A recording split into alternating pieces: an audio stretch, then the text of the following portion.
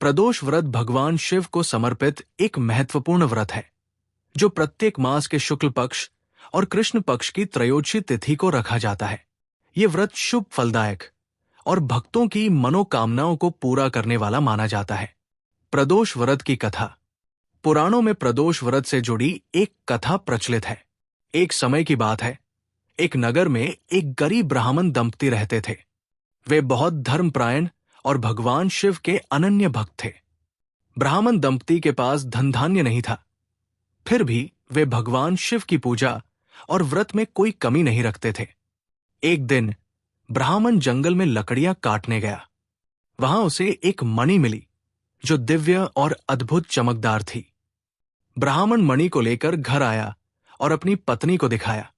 उसकी पत्नी ने कहा, "ये मणि राजा को भेंट कर दो, इससे तुम्हें कुछ धन मिल जाएगा और हमारी गरीबी समाप्त हो जाएगी।" ब्राह्मण मणि को लेकर राजा के पास गया।